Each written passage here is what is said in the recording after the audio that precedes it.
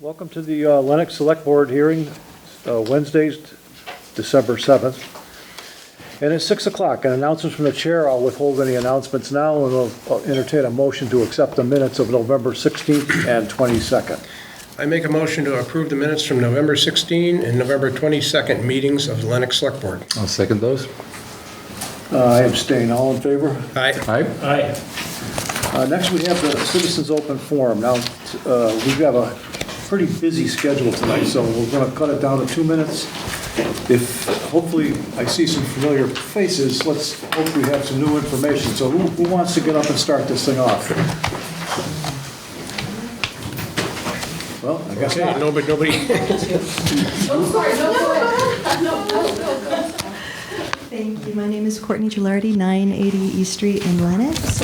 I know I sent an email to the Select Board. I'm not sure if you had a chance to read it. There hasn't been a response, so I figured I'd come tonight and share this new information. On Tuesday night at Pittsfield City Council, they passed 3 resolutions, 3 petitions, and I've got copies of them here, to go on record in support of seeking the FCC to respond to the U.S. Court of Appeals for the District of Columbia circuit mandate in the Environmental Health Trust et al. Versus the FCC by refreshing the FCC record by reopening the docket. So at planning board meetings, we've talked about that on August 13th, 2021, the FCC lost in court for their standards being not having done a total look at the science of biological harm that's out there. Pittsfield has now taken the position, because of the Board of Health and the investigation into the harms, that we've been harmed by the cell tower radiation. And they are asking the federal delegation of Senator Warren, Senator Markey, Representative Neal, of our position, and referring it to Mayor Linda Tyre as well. So these are the communications that are being sent, and I have asked Lenox if you guys would do the same. One of the things that Pittsfield has said is that the more communities join in, asking the FCC to do its work, which it hasn't, maybe we'll see some traction on this issue. So that was my first request, and if it needs to get on the agenda or whatever, please let me know. The second thing, last night, another email came through from a parent who has children asking that item 10 get moved up earlier in the warrant for tomorrow for the vote, because people who have young children can't stay late. So I know you've heard from people with hip replacements and disability asking that agenda item 10 be earlier. We're asking that on behalf of our families with children as well. Thank you for your consideration. Thank you. Who's next? Yes, Sean. You've got a busy night tonight, so. Excuse me, sorry. Hi, I'm Sean Leary Considine. I am here only because I've been involved in the land preservation efforts that are going to come before town meeting on Thursday. And those will be Articles 2 and 3. And I understand that Neil Maximilian is going to introduce them. So I just brought a kind of summary of what my position on this is and what a little bit of the facts. And just want to say, if you have any of you has any questions, or you have any questions in particular, feel free to contact me. And that's all. Thank you, Sean. All right. Thank you very much. I'll make one quick comment, which is to say that since we approved this CPC application, I've walked the property a dozen times now with my dog with me, and Wow.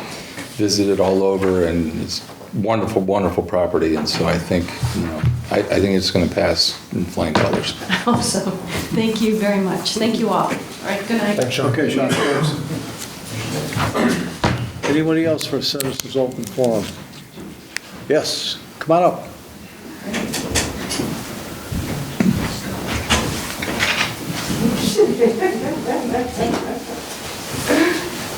Hello, my name is Diane Sheldon. You guys probably know me by now, right? We do. 32 Old Stockbridge Road in Lenox. And I actually was waiting for Chris to come back in because I had called him yesterday and asked Chris, I was going to ask about our talk yesterday regarding what we could bring in, what could be distributed. I know there are no tables, I understand. No Girl Scout cookies, right. What can a person bring? So I left a message for you earlier today. I've been I'll gone share all that day, with the whole thank group. you. I'll share with the whole group. We actually did some research. So the question here is, the distribution of materials beyond what is distributed by the registrars at check-in. Historically, it's been restricted to, I'm sorry,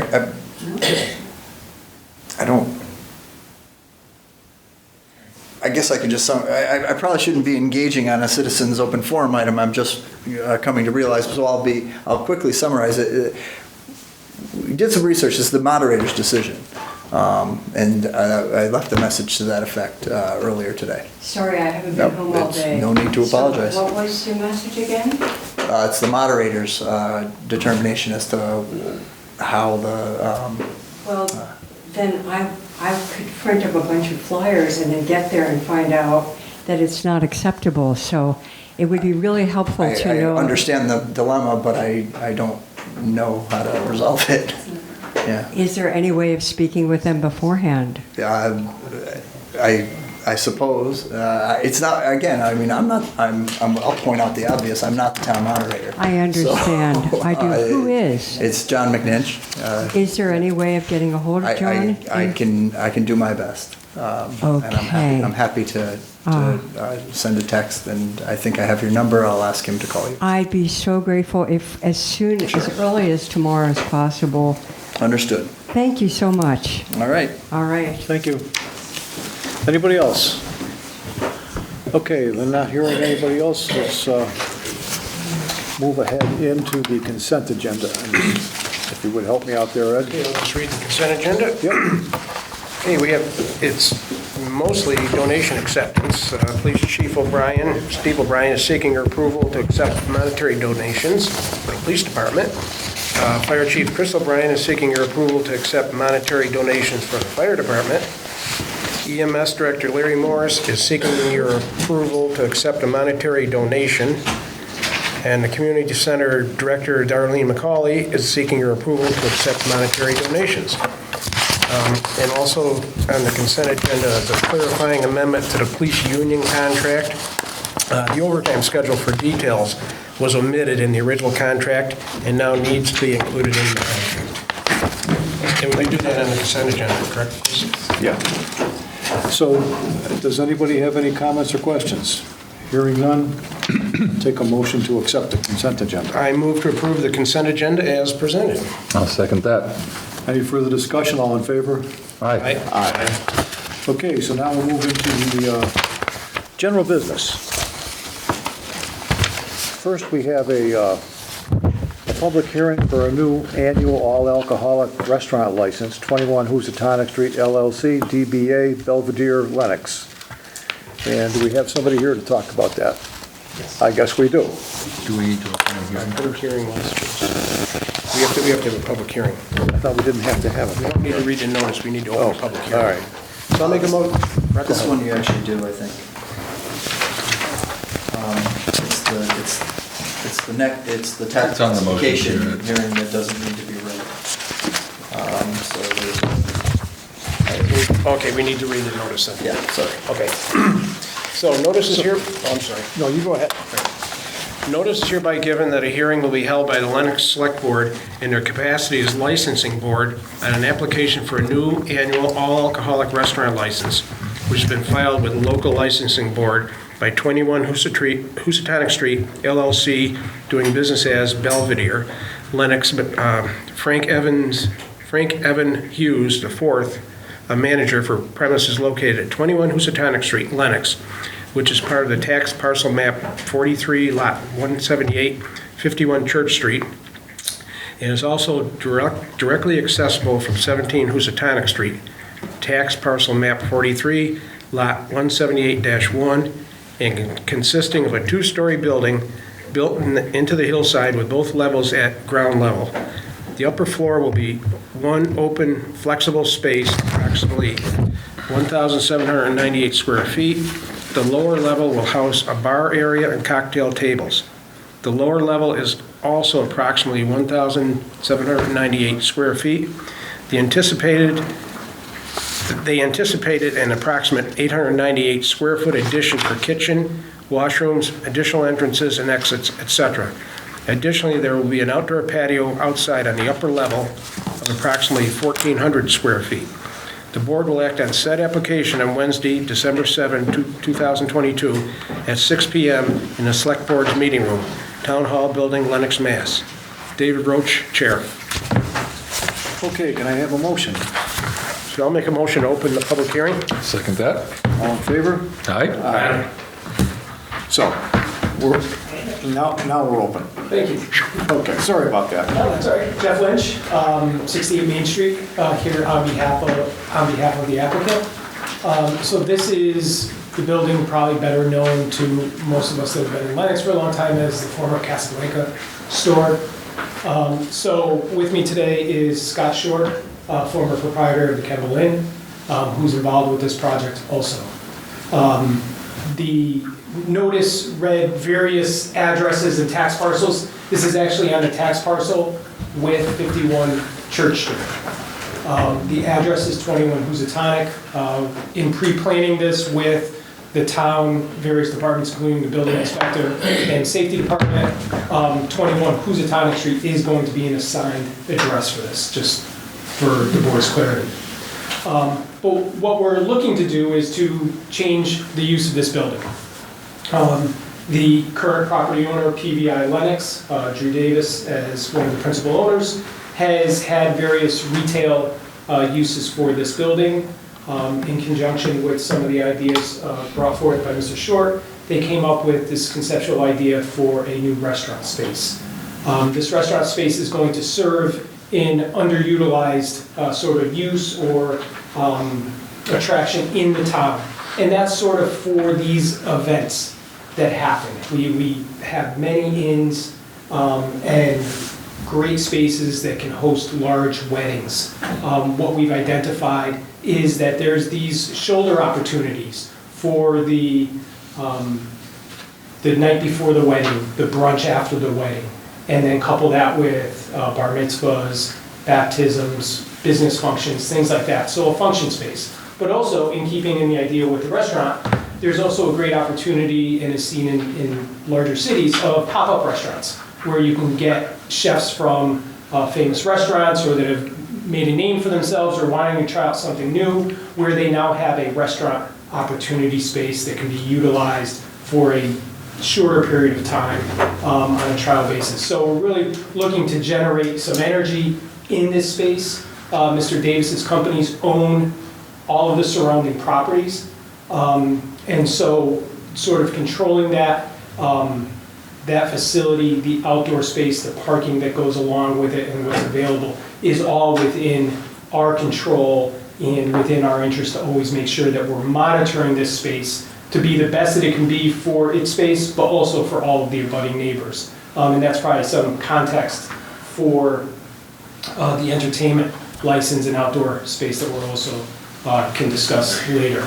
But in terms of the liquor license, this would be an all alcohol Section 12 annual liquor license. Frank Evan Hughes is the proposed manager. Mr. Hughes was the manager at the Kemble Inn for a number of years, so he does have the restaurant, the liquor experience, but likely it's probably an interim measure and appointment for him. We're still some time away before we'll be ready to open, and so we may be back here with a more permanent manager, but he has all the credentials and background that's necessary to get us running, and if he's the manager while we're operating, the town can certainly be comfortable with his prior experience in this area. So what we're proposing is no real major changes to the exterior. We are building a small 800-ish, 900-ish square foot kitchen area off the side of the building. That's important from a zoning perspective. We're keeping within a threshold that doesn't trigger some new parking requirements. So that's part of the energy behind that space. Let's see, this is going to be leased property. So the 21 Housatonic Street LLC is the operating entity. PVI Lenox Village is the owner of the real estate, and there is a lease agreement, so that's how we will occupy the space. A copy of the lease contract was provided with the paperwork.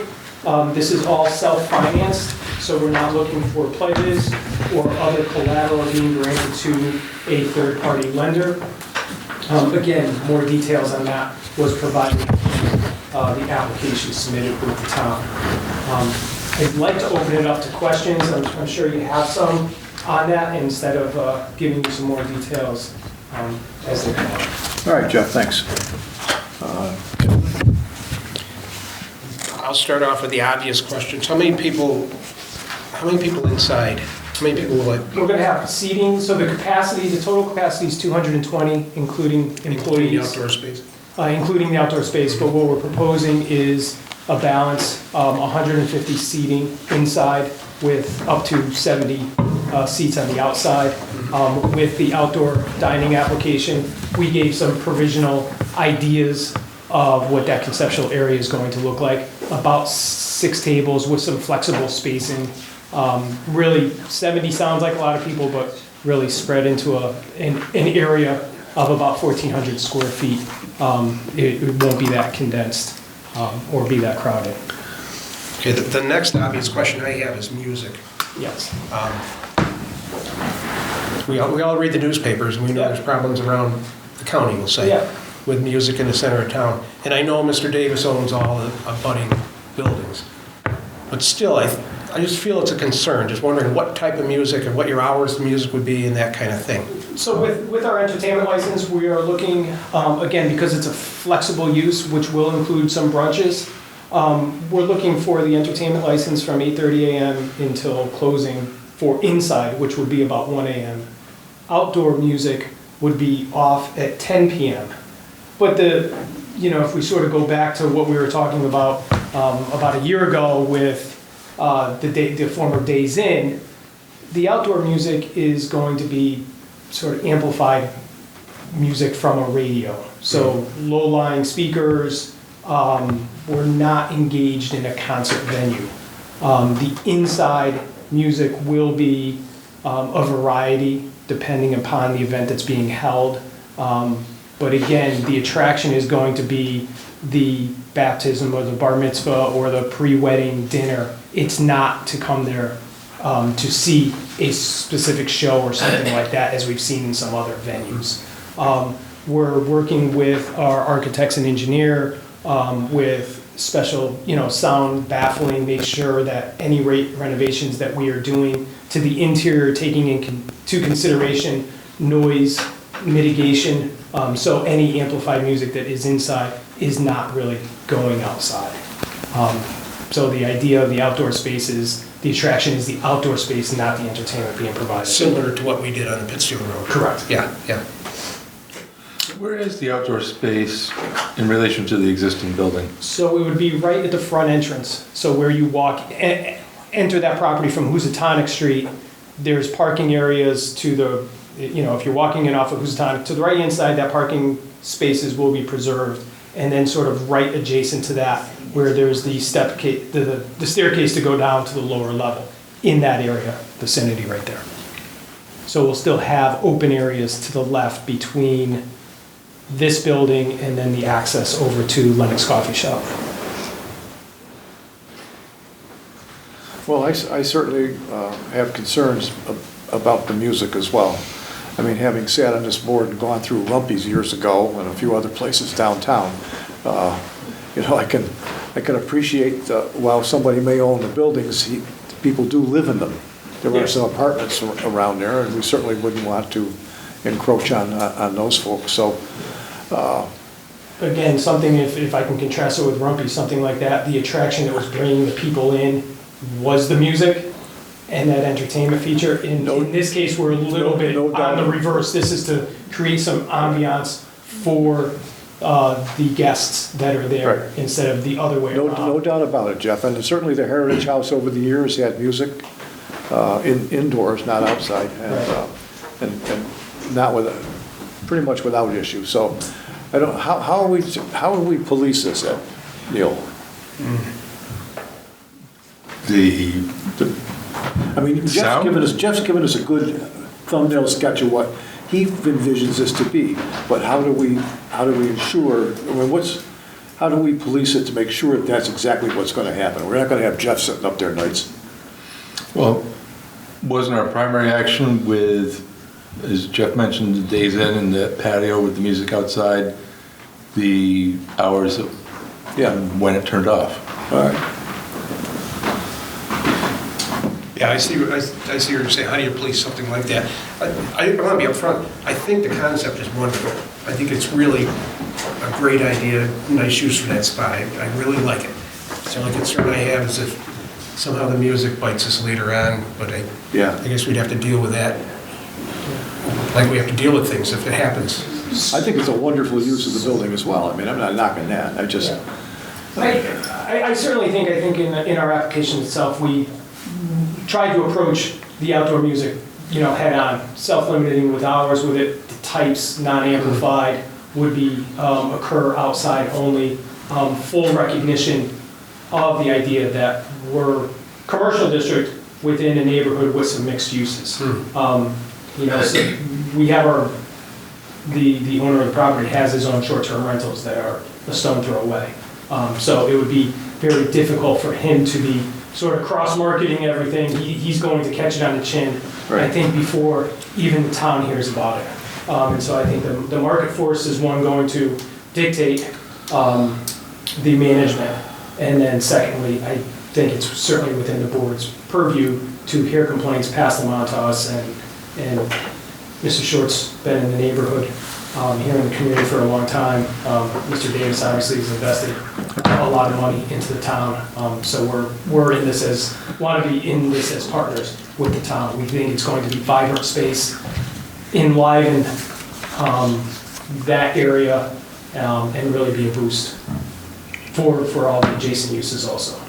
okay, Jeff, thank you. Anything else? No, I'm satisfied with that explanation, and I think, as I said, I think it's a great use for that piece of No, I property. wish him well. Yeah, very nice. Neil, do you want to add anything to that? I'll say what Ed said. I mean, I think it's a great use. I look forward to it. You answered Mike. I hadn't been thinking about the music other than that we're not that far away from our typical pedestrian dense, difficult intersection, but their outside space isn't really right up against that. So I don't think it's going to spill over to where we're having pressure from both sides of Church Street on people in the road. Yeah. Okay. So I don't think that's a concern. So good luck. Sounds great. I agree, good use for the property. Okay. Okay, so anybody else here to speak to this issue, to this item on the agenda? I guess not, so we can go ahead and, Chris, did you have something to say? No, I was merely going to point out that the board seemed to have given its comment. It is a public hearing, so if anyone from the public. right. But Jay takes care of that. So I'll make a motion to close the public hearing. Can I? Oh, I'm sorry, go ahead. Sorry. Amy Judd, 6 Main Street. I'm just wondering about the parking, because it's not even that big a lot. And you're gonna have tables for 70 people and parking right in that, on that dirt? My guess is that's going to be a zoning issue. When they get their permits, they'll have to Right, address because you that with guys the are just zoning doing board. with the alcohol. So I don't think the select board would have anything to do with that. Well, and I don't think, at least not based on what I'm hearing, and Attorney Lynch can confirm that, I don't think that we'll be tripping the parking and loading expansion thresholds with this project either. And is that? Yes. Okay. That's correct. And I can speak just a little bit about the parking too, just for everybody's information. So the zoning ordinance allows a change of use without triggering new parking requirements. So basically, you're allowed to make a change of use to a building in the commercial district without looking to trying to create parking where there's no land for that. Obviously, that's a big consideration of everything that happens in the commercial area downtown. The interesting thing about this project is that we're really trying to utilize and attract a walking concept to this venue site. We've done some research, and less than 1 mile, which is certainly walkable, especially in the nice season, there's almost 129 rooms, not including any short-term rentals. And so we have all these various inns right in the commercial area. Many of them don't have space for any of the types of events that we're trying to cater to. And so with all the guests staying right in the locality, we're really looking at, they have their parking already established. We're going to attract customers that are able to walk to our venue, walk to the stores. And that's where we see such a vibrancy with this project, is that we're trying to bring people out of the hotels, out of their inns, to come to these events, return to their inns, and then maybe they're off to a bigger venue, like a Miraval or one of the larger inns on Mountain Road for their main wedding event. Also, with control of many of the adjacent properties, with the types of hours that we anticipate being our busiest hours, is off hours for many of the retail businesses. And so the spaces that are usually occupied during the day by the retail venues could also be available. And I think as the town has shown in their various studies of where the parking lots are, there's a lot of parking in the commercial area. It's just changing the culture of getting out of the car and having to walk a little ways. So that's how we've addressed and looked at the parking, because obviously it's going to drive the market. If people feel that they can't utilize our space because they can't get to us easily, it's going to affect the longevity of the business and its success. Good. I'd actually suggest for places, if you're having a thing on a Friday night for a Saturday wedding, and everybody's staying in a place on the Pittsfield Road, there's a shuttle service. Yeah. Run with, in conjunction with hotels. And it'd be easier for Absolutely. everybody. I think that's becoming more and more available. I think for years, nobody sort of was fitting that niche and creating that business, but it seems to be in existence now and available. Thank you. You're welcome. I'm good. So, I'll make a motion to approve the application for a new all... Close the hearing. Didn't I already do that? We started to. Yeah, started to. It didn't happen. I'll make a motion to close the public hearing. Second? All in favor? Aye. Aye. So now I'll make a motion to approve the application for all alcoholic restaurant license for 21 Housatonic Street, LLC, doing business as Belvedere Lenox, dated November 1, 2022. Second? I'm going to do both. Yeah. So, did I Vote on this one first, I guess. Did I get a second? Yes. Yeah. Okay, all in favor? Aye. Aye. And also I'll move to approve the entertainment, outdoor dining, and common victualler applications for Belvedere Lenox located at 21 Housatonic Street. Second? All in favor? Aye. Aye. I think that does it. Excellent. All right, good luck. Thank you. Good luck. Yep.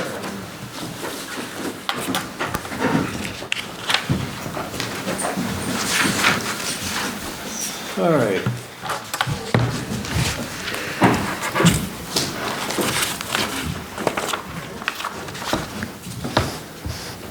Now we, wait a second, where are we at now? For Dare, change the license for Dare Bottle Shop and Provisions. Yeah, go ahead. It's complicated, aren't you?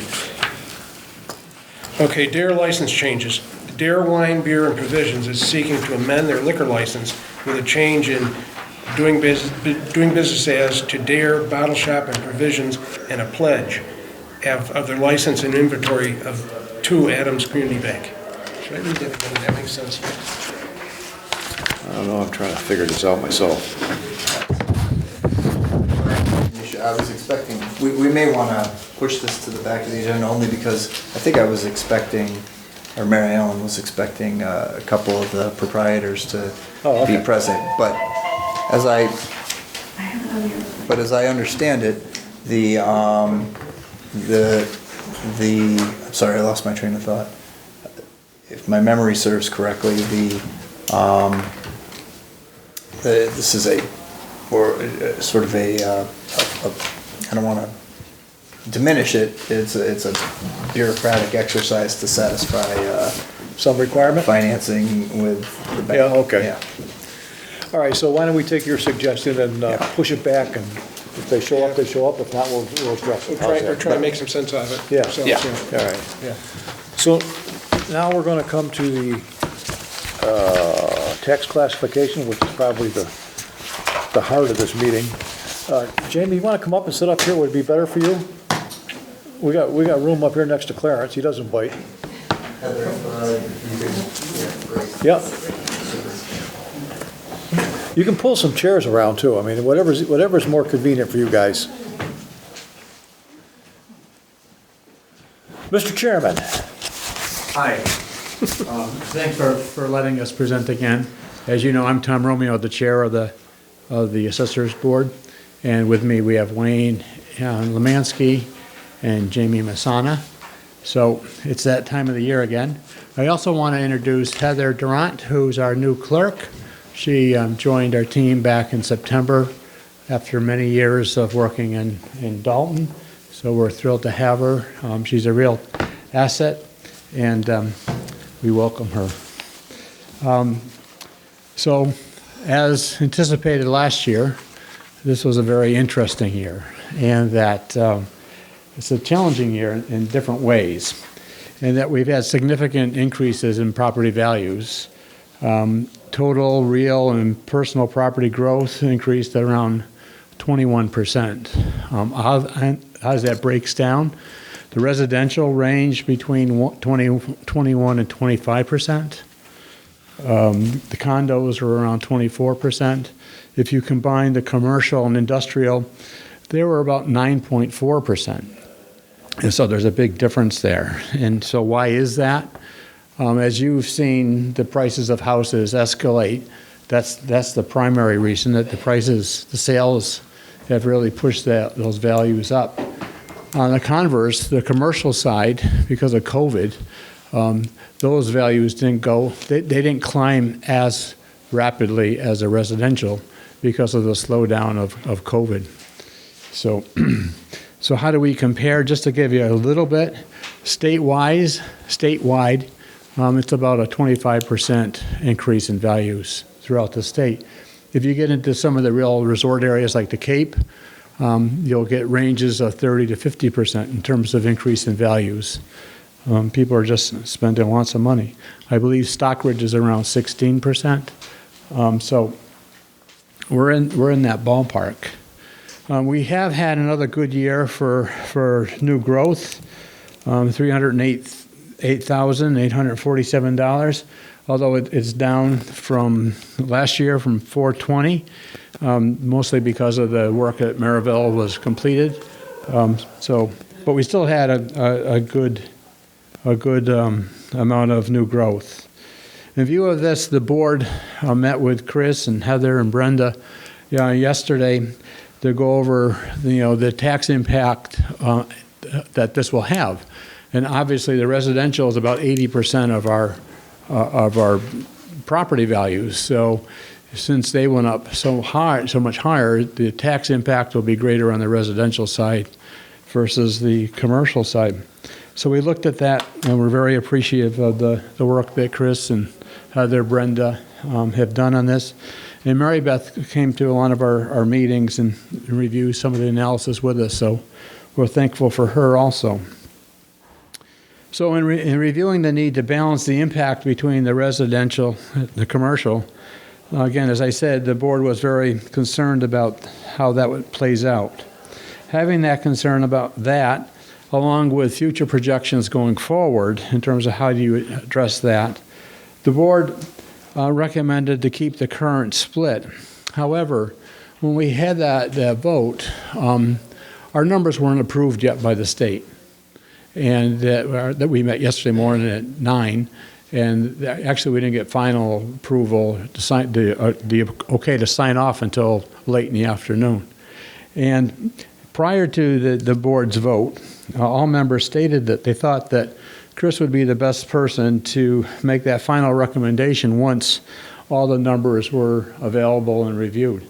So as a result, I'm confident the board would support a slight shift if so recommended. So, even though we took that, we would be okay with the shift if that were to happen. Next year, we'll present even a greater challenge as we expect the residential values to again climb because of the sales that took place. You got to remember, everything's like a year behind. So we're going to have to deal with this again next year, and so we'll have to see how all that shakes out. Hopefully, the increases in new growth will help soften that impact on the residential side, and we're also hopeful that the commercial values will increase at a higher rate than they did this year.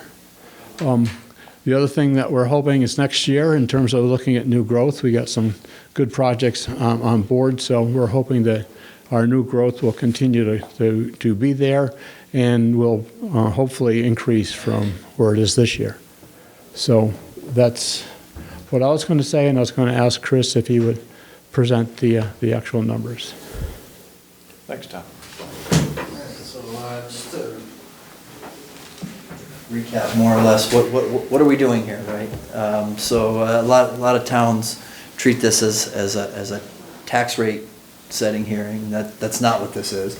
In fact, the assessor's role was exactly what Chairman Romeo just described, where he and the members and the staff work to determine the town's values for the various properties in any given year. And now, the tax classification hearing's purpose is outlined in Mass General Law, Chapter 40, Section 56, which offers to the selectmen the opportunity to determine the share of the tax burden that will be borne by the various classes within the town, specifically residential versus what we call CIP, commercial, industrial, and personal property, which you can choose to tax those at a single rate, which historically Lenox has not done, or you can choose to tax them at different rates, which has been our history, and if so, to what degree. So to recap, going back to the town meeting, we'll call this the budget presentation at town meeting. We presented what we call internally our tax levy dashboard, which showed a 4.12% increase to the town's total levy.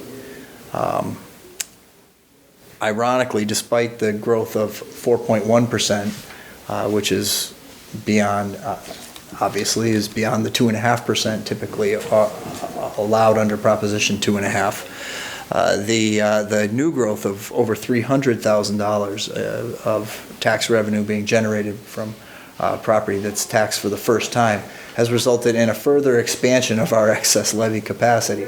I think when I started here back in 2014, our excess levy capacity was in the neighborhood of $100,000, and in that time we've grown to over $4 million. So that's untaxed capacity that the town has. It's property taxes that could be raised without a Proposition 2.5 override that through your fiscal stewardship and that of the Finance Committee and the School Committee and ultimately town meeting remains, as I say at town meeting, in the residents' bank accounts as opposed to the town's treasury. So that number, we can measure that as expected to exceed $4 million this year for, I think, the first time in the history of the town. So that's the good news.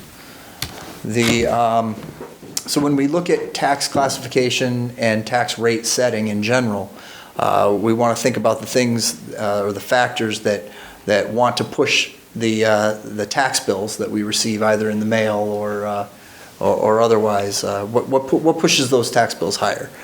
So obviously appropriations are the first thing that come to mind, where the town is spending and needing to bill money through the tax levy, and that increase is $676,000 this year. And then what is surprisingly, or perhaps not surprising, to many is the relative change in residential value versus commercial, industrial, and personal value.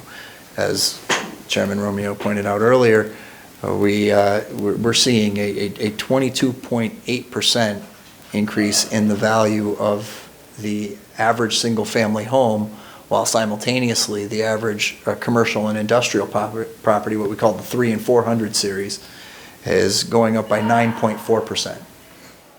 So with that relative change and the volatility that's involved in that, you're seeing residential payers consuming a greater portion of the levy that is at 4.1%, or typically 2.5%, is relatively flat in comparison to these numbers, right? So on the other hand, what are some of the factors that want to push the tax bill that you receive in the mail down? New growth, so property being taxed for the very first time, that's 100% increase, right? So it's going from 0 to whatever the tax bill is. So that takes some of the burden, those new payers, or that new taxable property is taking some of the burden off of existing payers when we see new growth. And then, if you choose to, like you did last year, further shifting of the tax burden from the residential class to the commercial and industrial class will also serve to push at least the residential bill in a downward direction. So in numerical terms, what does all of this look like? I put a chart together. It's semi-legible. Just at standard increments, I've put together what a shift would look like and what impact that would have up or down on residential bills. So highlighted in, we'll call it the peach color there, the residential factor of 0.950. That is the residential factor that you assigned for FY22 tax bills. That was last fiscal year, ending June 30th. So at this time last year, you said 0.950 was the correct number. If we were to create a uniform tax rate, in other words, adopting a residential factor of 1.0, that would result in a single rate of $9.93 per thousand for all classes of property, whether it be residential, commercial, industrial, or personal. That would result in an increase of the average residential bill for an average valued house of $575,000. That would push that tax bill higher by $288. And it would, by contrast, save the commercial payer just under $3,000.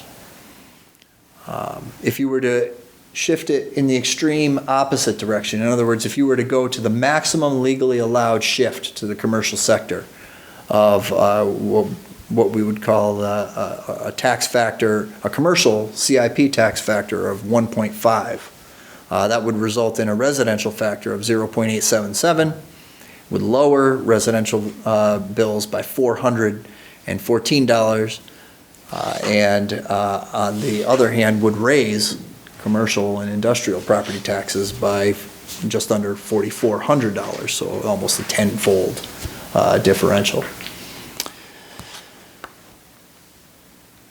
So I highlighted in yellow an option that on the one hand moves you further down the runway towards your maximum shift, but would result in a tax impact to the residential payer that is similar to the overall levy increase that was reported to town meeting.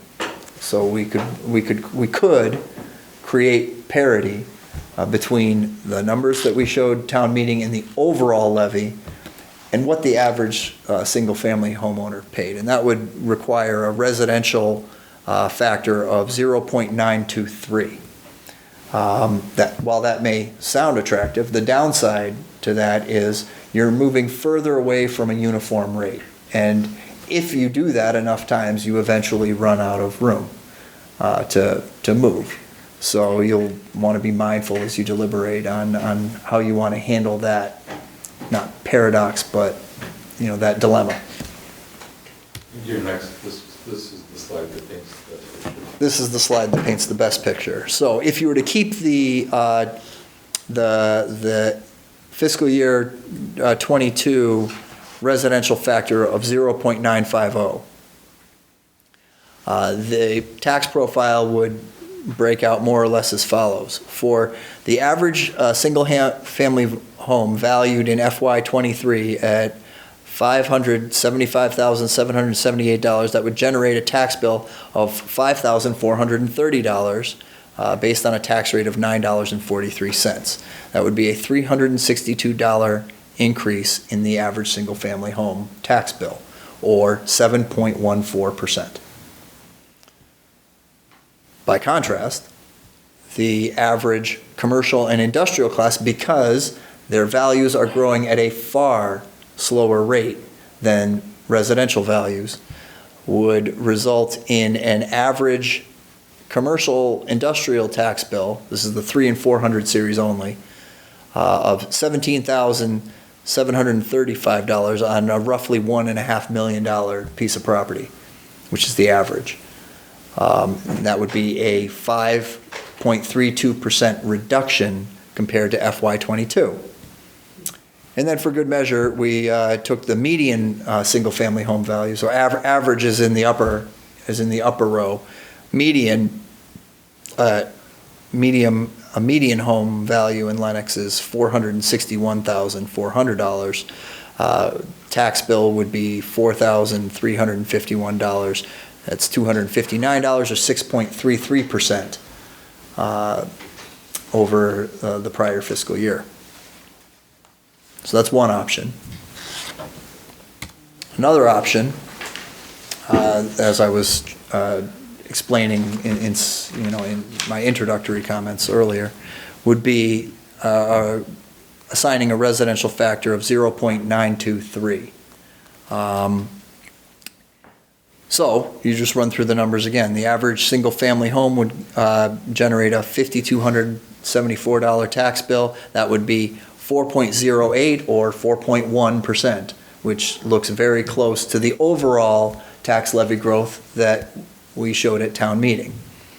The consequence of that for the commercial and industrial payer on average would be a 2.69, 2.7, we'll call it, percent increase.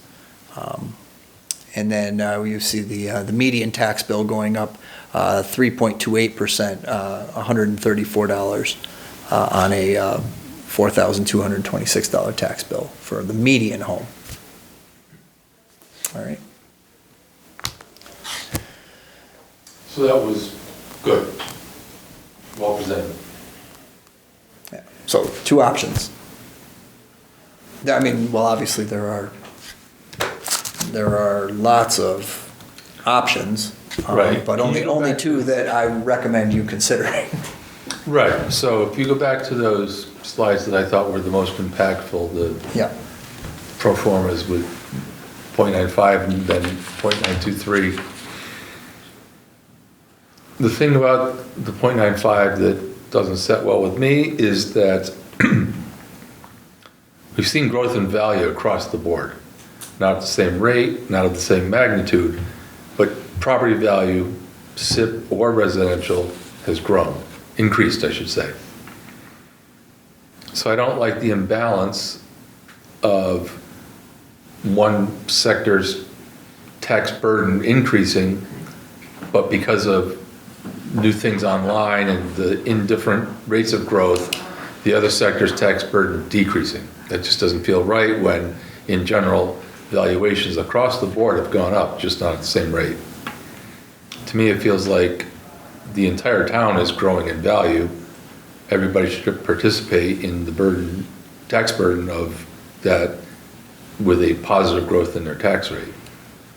Bringing me to feel that your recommendation 2, which is 0.923 rather than 0.95, although it further differentiates residential from SIP, we're not getting at the extremes. And to me, we see both sectors participating or sharing the burden of taxes that result from increased values. Does that make sense? It makes sense, and I had a conversation with Chris about this today, and came up with the same conclusion that you're coming up with. We should, I think we need to, everything's just in this weird position right now, and no matter what these numbers are, the assessors or the town manager can't work magic. We have to fit things into these numbers. And I think it's fair that everybody's feeling part of the pain.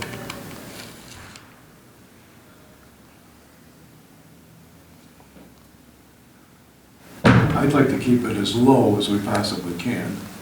Obviously, this is going to be a difficult year for town residents with the cost of oil almost doubling, electricity almost doubling. So people on fixed incomes are going to have a really difficult time meeting obligations, and the last thing they need to do, it's a two-edged sword. Everybody's real estate goes up in value, but you can't eat equity. And we're going to be paying extra dollars on this equity that is in constant flux. I know we're working a couple of years back and so forth, but if you look most recently at the real estate sales in the area and the county, the prices have in fact started to drop and go down, although that's not going to be reflected in these figures for quite some time. But the fact is that they're starting to level out, interest rates are up, prices are starting to go down. So, I think we need to come up with something that we can afford to do, something that's equitable for our residents. I look around here, we've got two people who are actually working. And I look at my board, our board there, and we're all, this is more representative of the age of the town as opposed to what people are in their prime earning years, where a couple $100 doesn't seem to make a lot of difference. But for people on a fixed income, they're not getting any raises, not in proportion to what we're seeing in the cost of living and inflation. So I think that Neil's point, I take it as, I agree, but I think it's incumbent upon us who represent the residents of this community to make sure that they're getting treated fairly. Chris has done a great job in keeping the increases to a manageable number of 2.5%. I think we've done a great job on that because it is, once again, checks and balances. If you're gonna fund expansion, you got to pay for it. This is how you pay for it. But we haven't been funding expansion per se. We've been funding operations, and operations have been pretty much under control. Now, tomorrow night we'll certainly change that around a little bit with what we're going to hopefully approve, another $70 million. But that's another subject. Let's stick to this, and I'm going to be a stickler and try to keep the tax rates as effective minimum as we possibly can, without burdening either the commercial or the residential. So that's my 2 cents. I think it sounds like we're in agreement. Yeah, I think we are. It's just the mechanics and how we're going to do it. Yeah, and I think if you had to fall back on the mechanics, it's one thing, and I certainly subscribe to this philosophy of trying to keep the burden as low as possible for the residents, right, as you explained. But I also think it's very justifiable in terms of the mechanics of how our finances work, and the valuations have grown at disproportionate levels, and the new growth and all these other things, and be able to say to someone with a straight face, this is what's happened to valuations in town, and if we were to stay the same as we have been, we'd be giving a tax cut to the commercial sector. Yeah, right. That doesn't make any sense.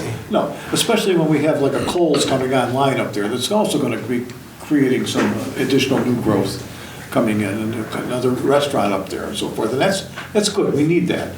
But you're right. We don't want to give a cut to one segment of the taxpayers. want to make sure it's equitable for everybody. Everybody share it. If it's a burden, we share the burden. If it's a reward, we share the reward. So, and the other thing we never take into consideration is there's other funding sources that also play into what our tax rate is going to be. And, I know that you've got it planned out for the rooms and meals taxes, our tourist taxes over the next few years to help defray the costs of our new endeavors. And that's fine, but I think we can take a good hard look at that as well and see, we've got some more figures coming in shortly, I would imagine. And we'll see, isn't it about $300,000 a point on the tax rate?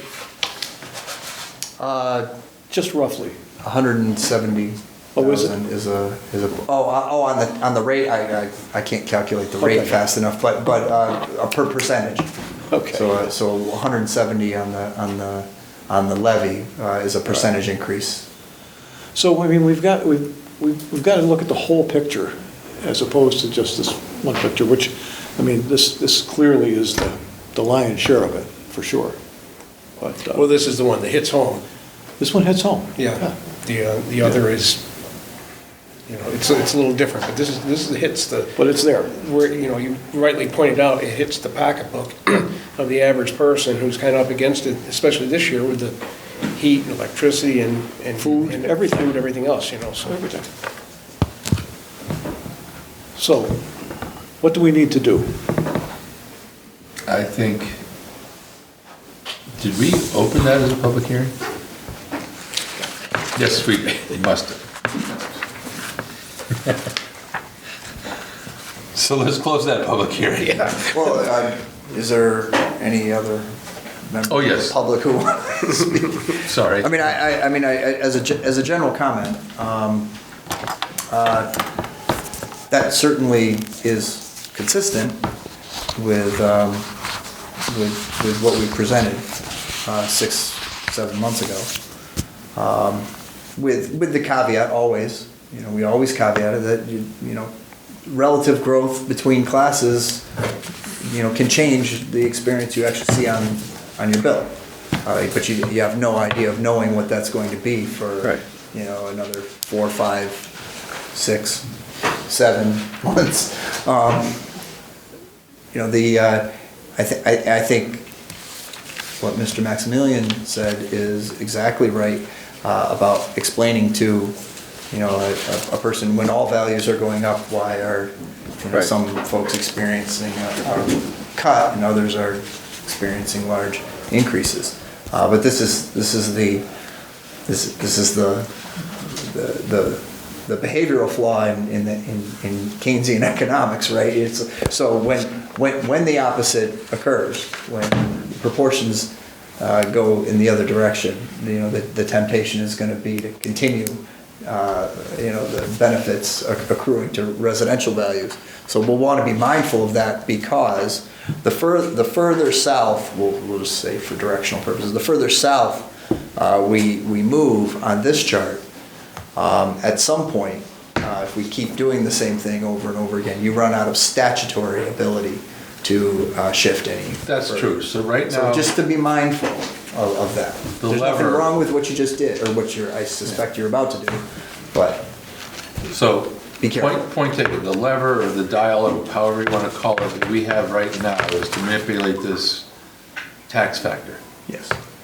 But strategically, not tonight, but we as a board should be thinking about, given what we've seen happen in town, and we're going to hear a lot about it tomorrow, because talk a lot about it tomorrow.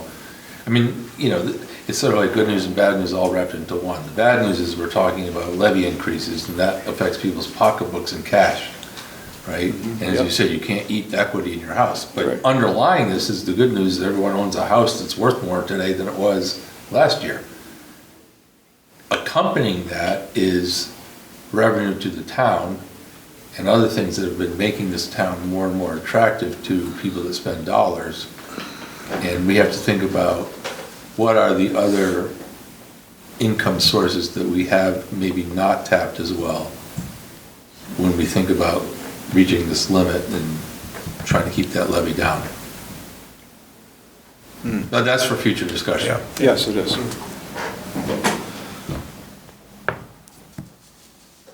So, to accomplish what I think you all want to do, you would be the second option on this slide would be, so, what I think I just heard you say was you want to shift the burden of the current split rate more toward commercial industrial sector, as shown on the slide that we saw Mr. earlier. Lane has a motion ready. Okay, and so you've got, you know what factor you need to choose for that.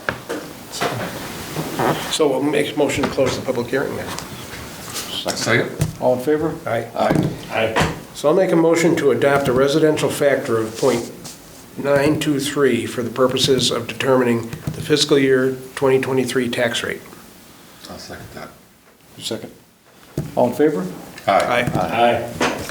So, Board of Assessors, thank you so much for all your hard work. Thanks for all your hard work. We appreciate it immensely. Yeah.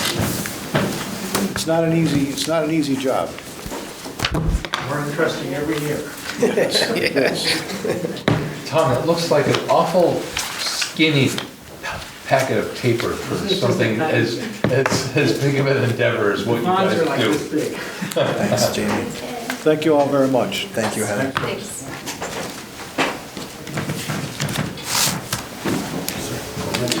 So, Be well, Tom. Thanks, Wayne. Thanks, Tom. see you, Wayne. So we need to deal with the thing we don't understand quite. And also, is this a one-day application? Yeah, I mean, This that's, was it's not unknown to the chair prior to the meeting, but needs action before your next meeting. Oh, before next meeting, or does it need it tonight? I think, well, tonight, the event that's contemplated there on that application would take place before your next meeting, so you would need to approve it tonight. So we'll just make a motion to approve it? Yeah, I'm good with it. I'll make a motion to approve a one-day alcoholic license application for Church on the Hill for December 14th, 8:30 to 10 p.m., and a certified bartender is there. I'll second that. All in favor? Aye. I think we should move to table the change of business license name for Dare Bottle Shop. Okay. I don't have a problem with that. I I think that's the right move. And there's no paperwork here in the packet for it. It's on the very last page. Is it? Yeah. But I didn't That's, think, but it's just the application, right? yeah, I wouldn't want to, as I understand it, probably has something to do with their lender, and I think it probably requires us to say something precisely. More legal things, huh? Yeah, so I don't know without them here to make sure we're saying the legally correct thing, we can do that. Yeah. I agree, I had a hard time reading it. Yeah, I looked at It it. was their choice not to attend tonight, right, Chris? They were aware of it? You know, I didn't speak to them, Mary Ellen did. Okay, all right. So, Okay. So, now we can talk about special town so you want to meeting. assign motions? Oh, yeah, we gotta do that. Yeah. I think if I could draw your attention to this page, right here. Yep. It's the, Yeah. okay. So it's two-sided. We can start right from the top. So Article 1, Mr. Chair, you, Yep. or whoever's the Yeah, chair. I'll be up there, yeah. Typically, yeah. And then Article 2 would be moved by Mr. Delasco, That's gonna be typically. me. But that's, okay, so CPC is assigned you to. Neil. Okay. Yes. All right, great. And then is that also true for Article 3? Yes. Okay. Although, can you, where did the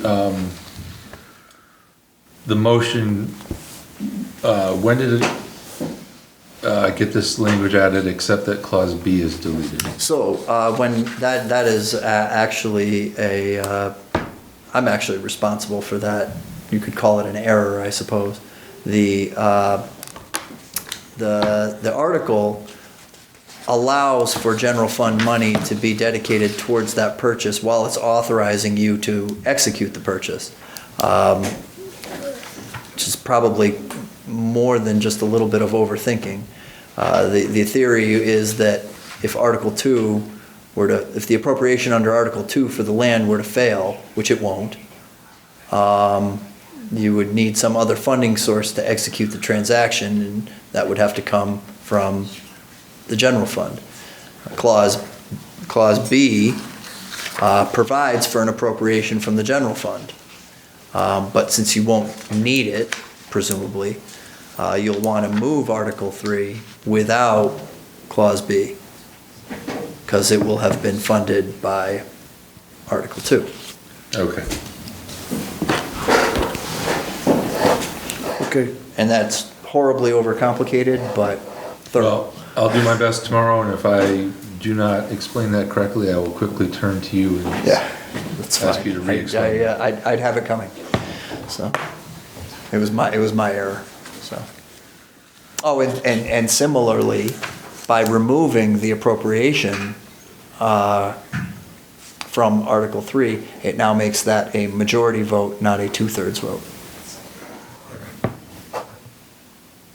So we'll have. Because an appropriation to the acquisition of land requires 2/3 You have to vote, explain that to John. unless it's, John will have to explain that Yeah. prior to the vote. unless it's CPC money. Because I'm expecting we're still in the ayes, yays and nays out loud At part that of the point, meeting, for you sure, yeah. At that point, yes. All right. So Article 4, this is for the prohibition on puppy mills. Talked with Mary Beth earlier. I think she said she was going to take it. Okay. She said Yes. she would probably do that. Thank you. One other one. I had forgotten.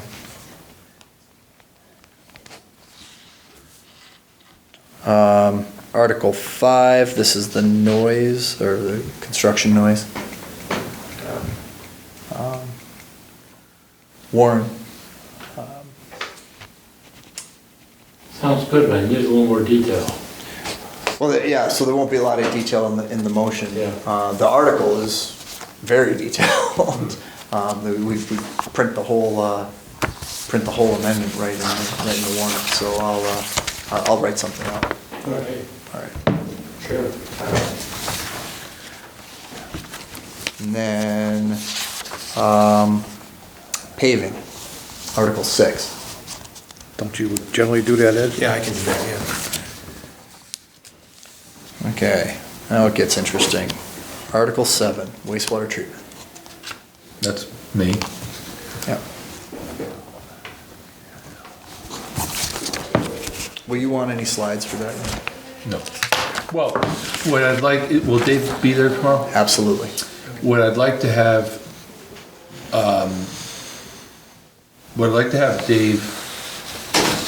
Dave, in conjunction with your letter to the town, Dave provided a one-pager explaining this. And I think that, in my mind, how I'm going to explain it in that one pager is more than sufficient.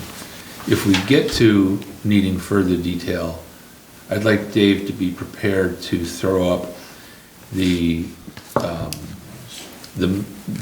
plot plan, the maps, the overview plan view of the wastewater treatment facility, where you can see it coming from influent through the tertiary treatment. I mean, I have all those. Part of his last presentation he made. Yes. Yeah. I don't think it's gonna be needed. I mean, if we're into wondering why we picked belt filter presses versus, UV oxid and the tertiary treatment, then we've gone astray a little bit. Yeah. But he should have those ready. So these are the ortho photos, or the overhead maps that show the Yes. the various, Just the layout. yeah, It's the layout of the plan. Yeah. Okay, no problem. But no, I should be all set. I don't think we need to throw anything up on a screen. Okay. Unless I call for it. Going backwards here, if I may, Article 2, so Neil's presenting as a member of CPC. Does the board want to formally endorse that article, since it's a CPC article? And No, one of your own members is going to be Yeah, Neil can speaking say on it. it. It's So do you want to endorsed by go, the but do you board. want to go through the formal exercise of endorsing Article 2, so that Neil's not only speaking on behalf of the CPC, but also the Board of Selectmen. But we have endorsed it, haven't we? We already did. We did. We sent them a letter. CPC, we sent a letter to CPC. Oh, so when we originally applied? Yeah. Yeah. Yeah, so that work's already been done. I had, that was a while ago. I had forgotten. Yeah, it was unusual we did it that way, but Yeah. we did it. Yeah. All right. Thank you for reminding me. Okay. But I'm entirely comfortable being there in my role as a member of the CPC. Right. Tom has asked me the favor because he's obviously got a doozy at the end of the meeting, so. Right. Okay. Article 8. That's gonna be Ed, I think. It's going to be me. All right, and we want to have a similar aerial photo of the property with superimposed floor plan or layout. Just the one we talked On about top, today. yeah. Jim will be there if we need anything. We'll get them in better. Similar to Dave Prickett for the wastewater treatment Yeah. plant, we'll have Jim Hannafin. But we don't really have a plan. It's just that site plan of where it's proposed to be, Right. where the piece of property is, so everybody knows what piece of property we're talking about, because there's a lot of people that may not know. Right. We assume things sometimes, but it isn't that way. Right. What I think might be similarly helpful to have available, not that you necessarily need to go to it, is Jim has 1 or 2 pages that summarize the deficiencies of the existing fire station and police station. All the code violations, all the lack of access, all the heat not working, the lack of generator, that simple summary page of deficiencies. Was it in that last, the final report he gave us? That's in the September 28th report. Yes. Okay. It's the last, I got that right. it's like the last 1 I or 2 slides. can look forward to you as well. Yeah. Because I think, you know, it's, I don't know if it's entirely clear. I think most people understand it's clear, but we know our old buildings are old and defunct and not in good shape. But there's also things that prevent our firefighters and our policemen and women from pursuing things according to MFPA code. They can't. I mean, they can't meet code for a fire station because of the limitations of our building. Chief Steve can't meet code for 120 years old. for police because of the limitations of the building. Well, I met with both chiefs and Chris today, and we strategized, whatever the word is, about this. So they're gonna be sitting there in the front row for me to call on if we need that kind of information, but, you know, we bounced everything off each other, Yep. why we need to do this and the deficiencies, et cetera. Yeah. So, but I'll look again in that September 28th final report, because that was a pretty in-depth report he did for that building. And I'm gonna try and phrase it so, I mean, there's 2 parts of this. There's the first part of building the new building, but the second part is dealing with the buildings we have. Right. You know, that's all part of the same article, so, but they're separate things, and they're gonna be separate timelines and for separate reasons, so I'm trying to work a way to dovetail both of them together. But I think we'll explain it, because that'll bring a question, of why do we have $5 million to fix buildings up? Because If we're not gonna use them for a, they're virtually useless. right. They're unoccupiable. Yeah, there was, you know, I know the reason, but it could get asked. You know, when you go to a town meeting, you try to No, think of exactly. every. That's why I was thinking about the first part. I mean, I think people are very much behind this project because they know how old and leaky and bad these buildings are. But, you know, it's more than we just want to give the chiefs nice offices and Oh, yeah. the people nice bathrooms. I mean, it's that they can't do things according to code. They can't do their trade. And we can't properly decon a fire apparatus. That's a huge thing. Oh, there's so many things, yeah. There's so many reasons. It's just time to do it. Right. All right. Article 9 is to transfer the land or buy the land. And I asked Mary Beth if she would do that. Did you? Yeah, and she said yes. You know, because she was part of that whole deal for years and years and years. And I think having her present that transfer will go a long way, you know. Okay, if that's what you want. Who's got Article 8, Neil? No, I do. Oh, of course. I think that's appropriate. We need the guys that were on the permanent building committee. Yeah. And then Dave, you're gonna do the wireless bylaw. I'm what?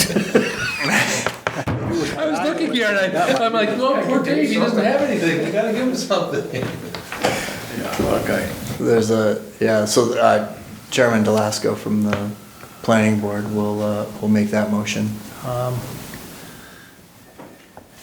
And so, so does the board, I mean, the open question about CPC is already been addressed some time ago. The question for the board as it relates to Article 10 remains open. I think. What's open?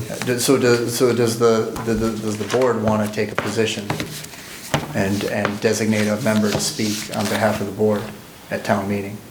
On 10? Yeah. I don't care. I mean, this is, Let's do it. Sure. okay. See, you got me anyway. Okay.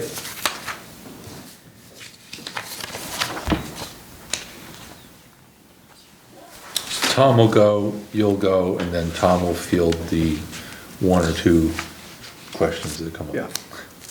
Yeah. You're really having fun with this, aren't you?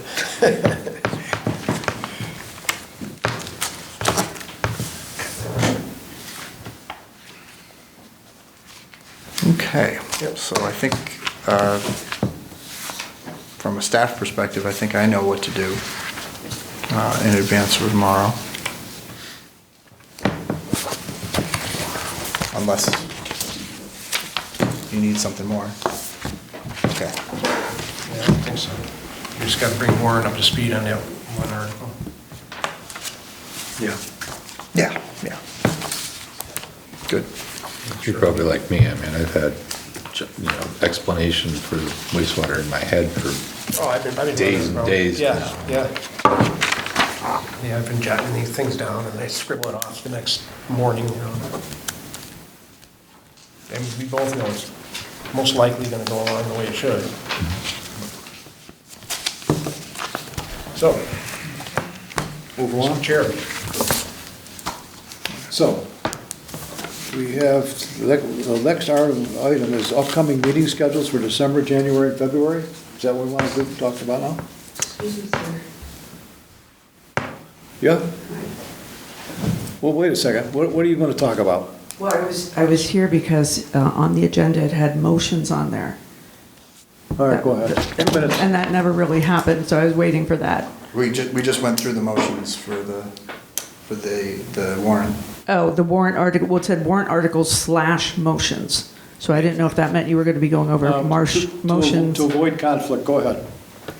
Go ahead. Okay, well, no, I was just here to hear that because I thought it was a separate agenda item that had to do with how to make motions from the floor, that kind of thing. Oh, no, So no, no, no. procedural No, things like that? These are the motions that we're gonna do. We have the list of our motions that we go through that Okay. relate to the articles, that's what we were just doing. Okay, thank you. I So was each unclear. board, And each board member was assigned an article to move. now I understand what Okay. you meant by that. Got it. I did have a question, though, under the special town meeting item, which is, Mr. Ketchen, you told a citizen earlier that the town moderator decides what can be given out on paper at the town meeting, and I am not aware of that being in their rules and responsibilities either at the town level or the state. So I'm wondering if you can tell me where that came from. Generally speaking, it's the moderator's job to maintain order during the meeting. Yes, exactly. It's been our understanding. Yes. That. Absolutely, during the meeting, for sure. Okay. But when someone asked about paperwork on tables, I mean, I've been to most of our town meetings for the last 24 years, and usually there is paperwork on tables as you walk into the room. From standing committees of the town. So you're saying only the town is allowed to put paperwork? But the non-standing committee, individual citizens group have typically distributed their material outside of where the registrars check Okay, voters. so people are allowed to distribute things outside the door? I think so, yeah. Yes. Well, that's- That has been our tradition, yeah. Yes, I've never okay, seen I it believe be, it has. I've never seen it be stopped. Yeah. Yeah, So, okay, that's fine, thanks. People have been Yeah, outside so- the entry to the stuff and saying, hey, you know, would you take this? This is our thoughts on this. Right, And exactly. No one has shut them down. Right. What I have heard in the past, I haven't heard it for a few years now, is that we didn't put them on the tables with the materials prepared by town boards and committees because we didn't want to commingle them and have them appear as if they were being presented by the town. Well, that's fine. Or endorsed. Endorsed. I mean, I have a little like 4x2 table. If you want a separate table, that's no problem. And I can put a big sign that says citizens info. Does that work? I think if you did it outside the entrance and Okay. not where the people, checking people in. Yeah, the vestibule, yeah. I mean, I'm reluctant to, you know, be perceived as the one who grants or withholds permission for these sorts of things. I've always understood it that the moderator has, you know, sort of controlled the proceedings of town meeting and Yeah. not the town manager. So. Yeah. Well, again, yeah, he's totally in charge of everything that happens during the meeting, absolutely. Yeah, I And that's haven't seen anybody identified get shut too. down from handing things out. Okay. People coming, you know, Wonderful. out of the parking lot to the entrance and Right. anything like that. Okay, I do thank you. recall one year when someone wanted to stand up and start distributing things once the meeting was underway, and John said no to that, Mm-hmm. Yeah. just okay. because of the disruptive nature of doing it then. Yeah. Okay, I'm good And with that. the town, I- not at town meeting because but, you know, the town is frequently portrayed through, you know, unauthorized use of its seal and other ways, as, you know, endorsing something that gets Yeah, okay, distributed. I don't think anybody's and- gonna put your seal on anything. Well, that is an example. I Okay. mean, there are lots of ways to misrepresent material that gets distributed. Okay. That's one way to do it by using. So there can be a little table outside, there can be things outside. Yeah, just It's in the okay for vestibule. There has to be a citizens to do distinction, I that. think. That's fine, no Yeah, problem. yeah. It's gonna be a Also, nice night. just again to say, I think Warren needs to think sign that. it would be worth going back and looking at the roles and responsibilities as written in the bylaws, either for the town or the state, because I know sometimes we get in the habit of doing things and expanding roles and responsibilities over the years that aren't actually maybe, we do it traditionally, but actually sometimes they're not. Well, look, I mean, if we want to, I mean, again, this is not my responsibility, but if we want to expand roles, then we should do so intentionally. We shouldn't just be winging it. Right, Yeah. yeah, you put it in the bylaws, absolutely. Okay, thanks. Thanks, gentlemen. See you tomorrow. Okey-dokey. So where were we? Meetings, next 3 months.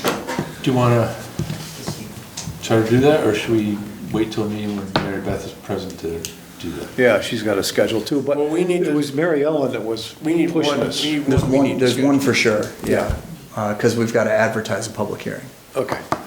So when did we think that was the most convenient? Because we talked about it the other day. Well, you could do 3 weeks hence on the 28th, but I don't, Well, but that's we've got one between coming up here, it says the holidays. 21st. We want to endorse that one? That would typically be the, That's 3 weeks. that would be 2 weeks. 2 weeks, she won't have time, she needs 2 weeks to Yep. get the Okay, legal notice in. and then, See you. Okay, yeah. How about the first full week after the first? Have a nice night. Thank so you. the 4th also, yeah. So the 21st and the 4th, 4th, okay? with you? how do folks feel about Better it? than between Christmas and New Year's. Yeah, yeah. I'm good. Thumbs up. But I suppose after the first year, we should get back on schedule, because she needs to plan these things, Yes. so. Yeah, well, you know, we've had some issues. Oh, I'm not saying we're off schedule for a bad reason.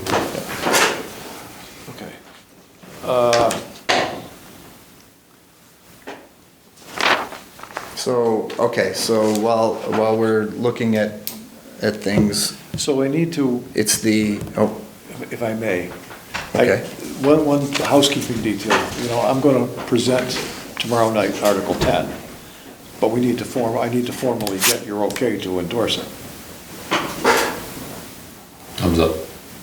So So I'll make a motion, we endorse, or we right word endorse, or is it? There's a template, Okay. in the, I move that the board formally endorse Article 10 of the town meeting warrant. I'll second that. Any discussion, all in favor? Aye. Aye. I need to see some of the detail on this before I can, yeah, absolutely, Yeah, he's gonna get it for you. yeah, absolutely. I got no comment now. You mean on what we just voted on? On Article 10. Oh, okay. Okay, so we've done, I guess we've completed the agenda, so our next scheduled meeting is Wednesday, December 21st at 6 PM, so I'll entertain a motion to adjourn. So moved. Seconded? All in favor? Aye. Aye. Thank you, gentlemen. Good job, everyone.